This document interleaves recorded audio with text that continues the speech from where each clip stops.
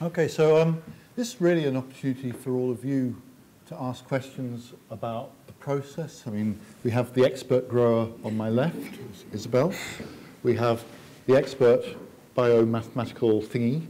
That's I don't know. Do you have a technical? Yes. And we have the person who's actually put all of this together, which I think has been an amazing feat. So congratulations. Actually, the hard work is here.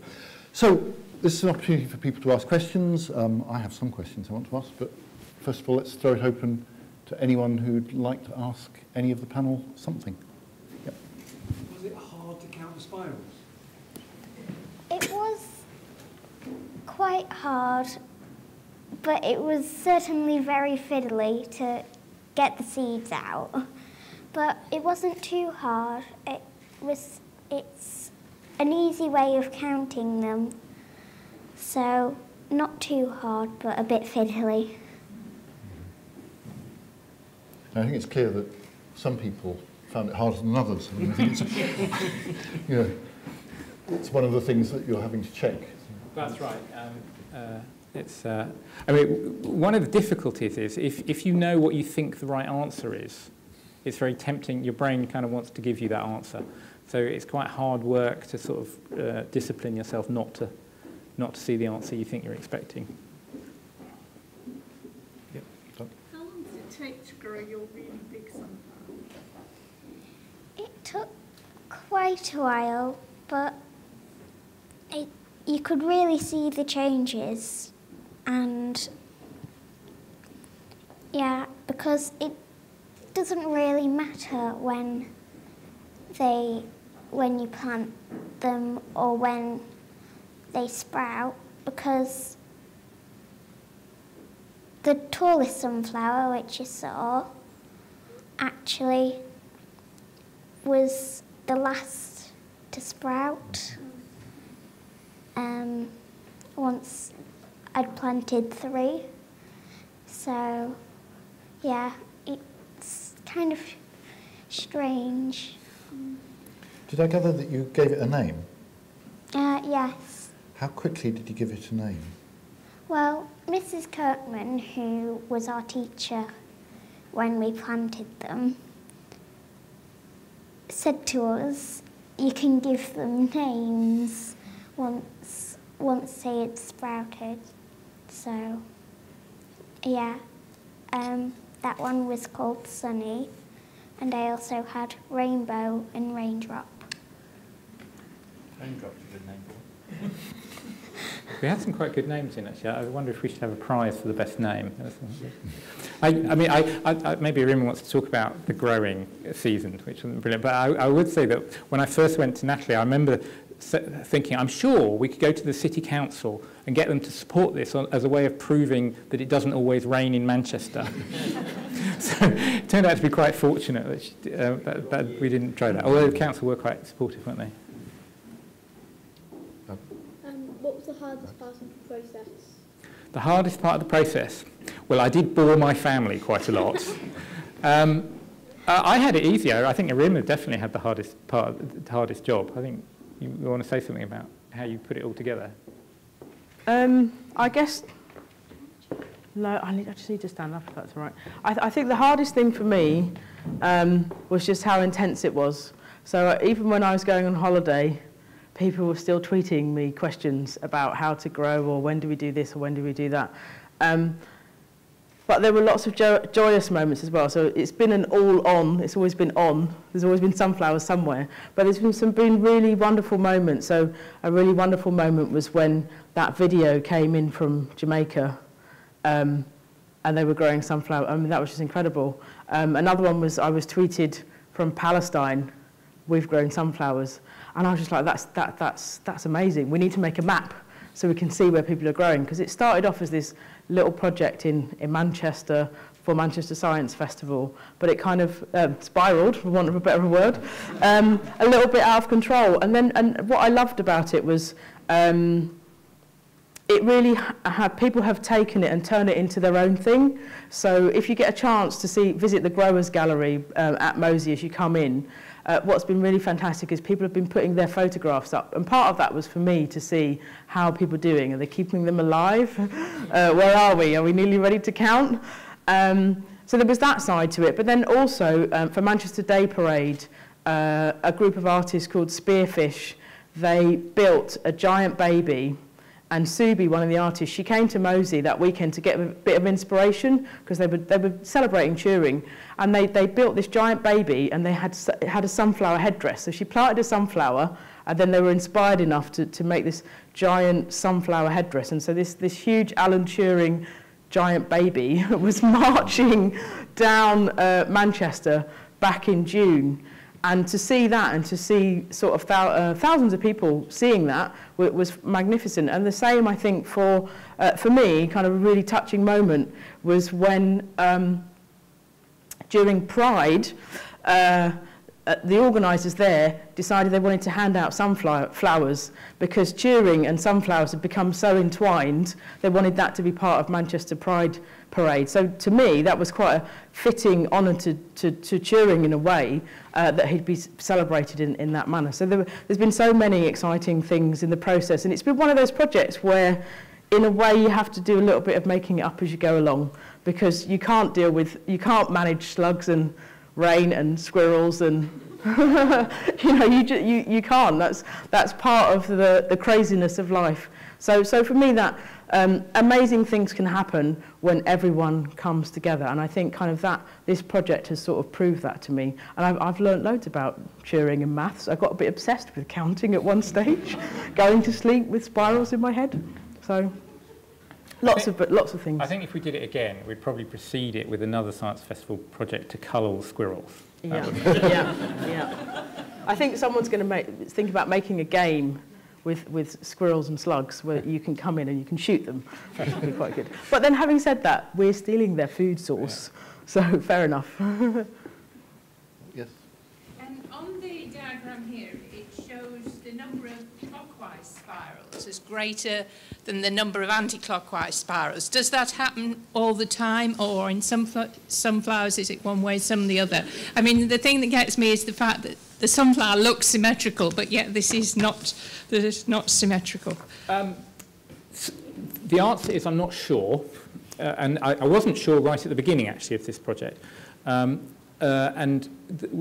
really need to go through and filter out the data in the way I was talking about, clean it out before we can have a reliable test of that. I think the answer is going to be probably not.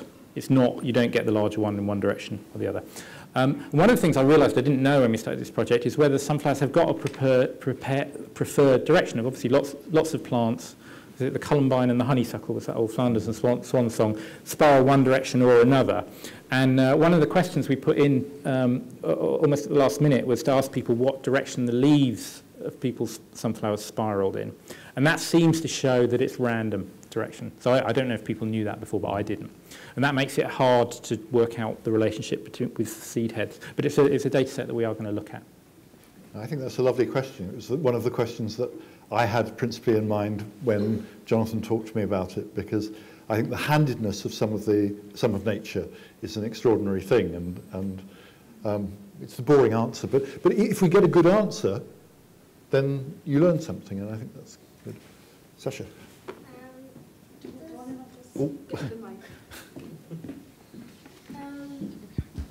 If the one with the thing going, I don't know how to explain this. You know, there's 55 and 89. The one which goes 89, does that always, the spiral is the way that the sun is, or something? Ooh, that's a good question. I don't know the answer, so I'll answer a different question. But we've got the sun. Yeah. Well, which is, I was talking about how sunflowers run through lots of Western art, and they appear in poetry a lot, particularly 17th, 18th century poetry, because the poets go on and on about the fact that the sunflower turns to follow the sun. That's a very widely believed thing. And I don't know if that's actually true. And one of the things I wanted to do, but we didn't quite make it into the project because it was too complicated, was to ask the question, does your sunflower follow the sun, or does it only do it when it's a young seedling? I don't know if anyone knows the answer to that. turning it round to make it grow straight. Yeah, when it was on the windowsill, it did kind of move, and then we kept having to turn it round to actually make it grow upwards instead of going like that. So I'm more and more impressed with the care that you took on it.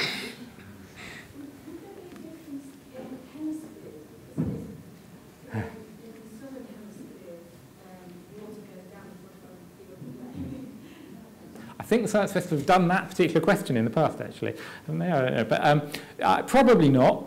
But we have got some. Have we got some sunflowers from the Southern Hemisphere? They want to do the whole project again themselves next year. So not yet. Okay. It's the wrong time of year. All from the same batch of seeds, or some GM and some organic and some, or did people provide their own? Well, all of these seeds are GM in the sense that none of these are natural plants because they've been living with humans for 100,000 years and have been bred by humans. There's a fair variety, isn't there, of seeds that came from... You should talk about this. We sent out Russian giants to all school kids and schools in Greater Manchester, and then people could, if people weren't in Greater Manchester, then they would use their own seeds. So there were lots of varieties. There were some interesting, strange ones in there that I'd not heard of. So that's something we'd need to look at. What difference does it make your seed type? But we were guessing kind of it wouldn't make a difference necessarily. Yeah, I mean, one thing, if people want to keep on going with the project is, of course, they've now got a whole collection of seeds. For public liability reasons, I'm not allowed to tell you to eat them. But one of the things you could do is plant them and see whether you get the same spiral counts from those seeds that you got from the other side. It'd probably tell you more about the vigour of those particular seeds in your particular environment than anything else, but worth trying.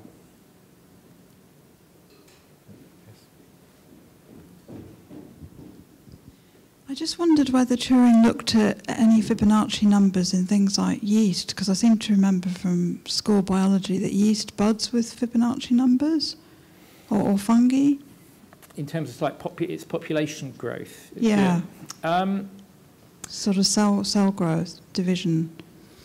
I don't think he did specifically. I mean, it is what you say is true that lots of division processes do follow that Fibonacci rule.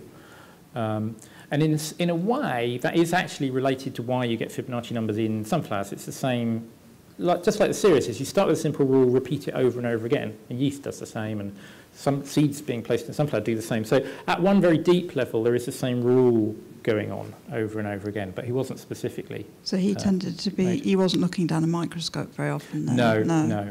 He was a fantastic, he was a very odd mathematician. He was a very odd mathematician, but he was a very unusual mathematician in that he was a very hands-on person.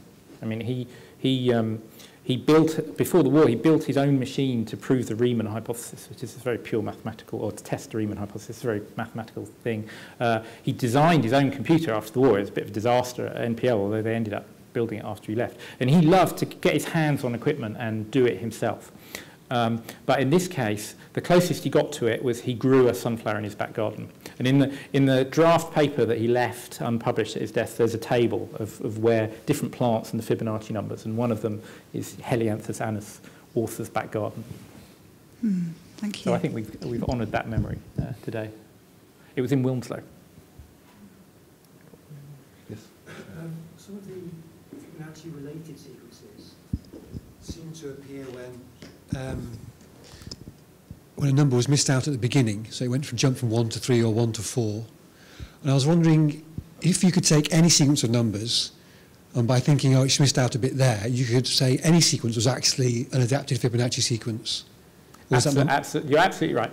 So Goethe was obsessed by the fact that the number of Kepler, rather, was obsessed by the fact that the number of 5 appeared all over the universe. Right, so you get plants that have always got 5 of something, and Were there 5 known planets then? Right, so, and he believed that was very significant, partly because 5 was the Fibonacci number. And I talked about the daisies, there being 13 bracts, and that having significance. And that's kind of got significance to mathematicians, but biologists find it very easy to say, well, actually, if you allow yourself Fibonacci numbers, double Fibonacci numbers, and Lucas numbers, there's only 2 numbers between 1 and 14 that you haven't had.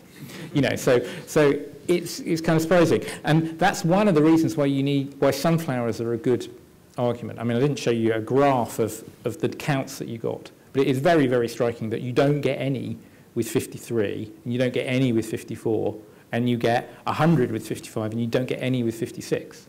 You know, that's a very, and then the next one is 89. So that's a very strong signal you're getting these big numbers that's that's easier to argue away at lower numbers. And we don't know. We don't know why daisies have 13 bracts or lots of plants have 5 petals. Yes. And one of the answers there may also be related to damage. I mean, things that have had site damage that they can get over, but that means there's a delay or there's something, the mechanism is still the same, but as you say, the starting point is slightly different. I also wondered whether that was part of the explanation for, if it is true that the non-Manchester plants had more variety, whether it was actually that things that wouldn't have survived the Manchester rain managed to survive elsewhere. Manchester growths are not just more robust, but more mathematically beautiful. It's possible. Yeah. I mean, well, there's something sitting at the back of this, which is actually where Turing came to this whole idea from, which is the idea of symmetry. So I talked about Turing not publishing any of this. He actually did publish some earlier thoughts, which is within the field of mathematical biology, which is what my thingy is about how do you get spots appearing on the skin of an animal when in the embryo it starts off being smooth and symmetric. Right? How is it that a spot can know to appear in one place and not in another? So mathematicians call that symmetry breaking bifurcation, that order appears from lack of order.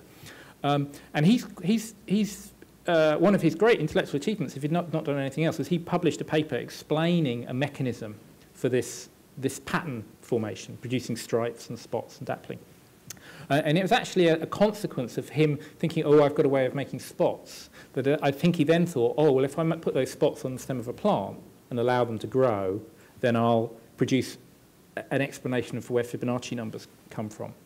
But that general question of where symmetry comes from, that's still sitting there right at the middle of developmental biology. You know, why do we have 2 kidneys but only 1 heart? I mean, that's not, we don't actually have really good developmental genetic reasons for that, I don't think. And it may be that mathematics has got something to say about that. Doctor Who. Doctor Who would certainly have something to say about it. But yeah, I mean, he's like your non-Manchester sample. Right? Other questions? What are you going to do with this? Well, what I hope we're going to do, Paul, is review. We're going to take all the data, and one of the things we are going to do is we're going to publish all the raw data, I hope, on the web, and make sure that everyone can see it. And if people want to rush off and write their own paper about it and beat us into press, then you're welcome to do it. Because this is, data that was contributed to us for free by people, and we're quite happy to give it back to people. But what we're going to do is we're going to, as I said, work through that data, filter out the stuff we think is mistakes, and leave in the stuff we see is genuinely interesting and new. And we're going to submit, write it up as a scientific paper and submit it in the peer-reviewed literature. And peer-reviewed scientific literature can sometimes be a bit of a lottery, depending on which idiot reviewer you get, but hopefully it will get published, I think, within the year. And I don't know if you can bear to ever think about another project like this. But. I love projects like this. It's been fantastic. It got me away from my desk. That's always good. Getting outside. Who needs to sit at a computer all day? One of the things we learned from this project was Arima has been tweeting and Facebooking and posting all through the year, and I think built up quite a following on the Sunflower blog. But the most instant response she ever got to a tweet was this week when we were doing a photo shoot with the sunflowers, and our cat came in and sat in the middle of the sunflowers. So Arima just took a picture of her and sent it, and that got retweeted within the second. Right, so I think that the science communication lesson is always have a cat. Got Tabby. Yeah. Well, exactly. Yeah. Right. Tabby's next. Well, could Cats, be if we cats. could get ethical approval. Yeah. Animal work can be. Yes. Yes. On a practical point of view, with all these sunflower seeds that everybody gets, does anyone know an easy way of getting them in edible form? So you say add them to your use sort of getting the skin off. Is there an easy way of doing it? Does anybody know the practical details? I do know don't eat them now because they taste horrible. Because when I got bored, I don't know. I assume that you have to toast them, sort of thing, and then you crack the. It's a sort of slightly flattened thing. So if you crack them with your teeth down the spine, you then get the little seed inside. And But no, I think you. I mean, you can buy whole sunflower seeds. Didn't you? Oh. What did you do? Did we roast them? We just toasted them in the oven, didn't we? And we ate Yeah. them. Well, you're looking very well on it. They were very nice. This is some from a fussy eater as well. But Natalie will have a heart attack if we say anyone should do that. although in Spain they do sell toasted sunflower seeds at things like football matches and things like that. And there is an awful lot of the shells on the ground. So you don't eat the best place to look is YouTube, because there's videos of how to harvest your seeds, get them ready, because you have to soak them and things like that. YouTube is the best place to look. There's videos about how to prepare your seeds to eat them, because I've been looking at lots and lots of sunflower videos. That's how we know. That's how we know that the people of North America prehistorically were eating sunflowers, is because because those seeds survive in fossilized form. So in their settlements, you get these little mounds of seeds on the ground. But don't do it at home. Was there Yes, sorry.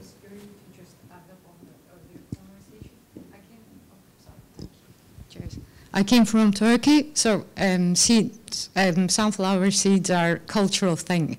Like in Spain or Greece, every day, every night, people sit in front of TV and eat those seeds. Years of experience, I'll explain. They do roast it, and then after that, it gets harder, the shells. Therefore, you kind of eat it like a birdie way. You crack by your front teeth, and the seeds, you take it out by your tongue. That's how you eat.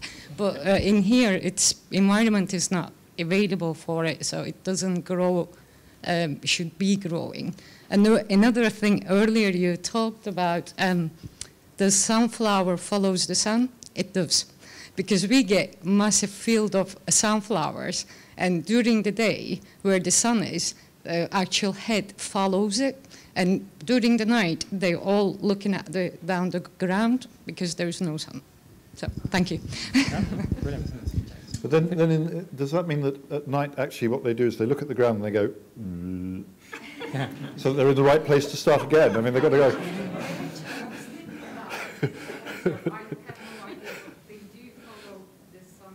I mean, that is quite.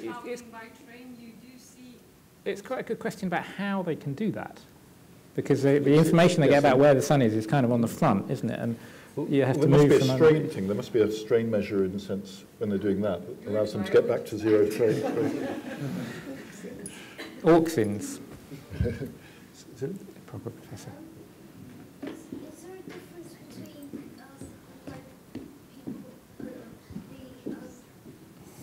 Is there a difference between the sunflowers out of the United Kingdom and the sunflowers in Manchester? We don't know yet. We haven't had a chance really to check it enough to know that.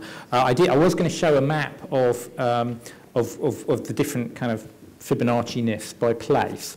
And I didn't do that in the end because it turned out one of the places that had a really small number of Fibonacci numbers turned out to be a primary school.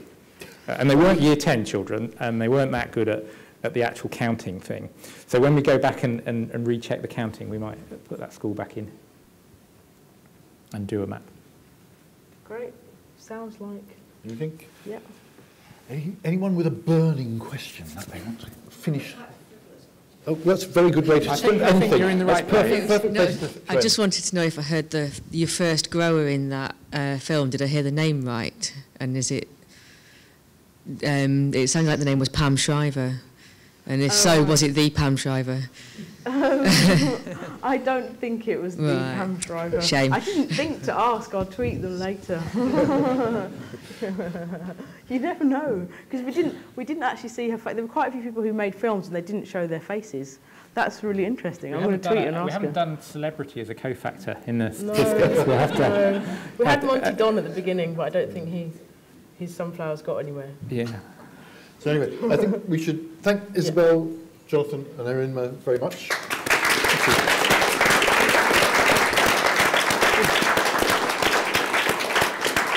And thank you very much to all of you for coming and to actually participating, which is fantastic. So thank you.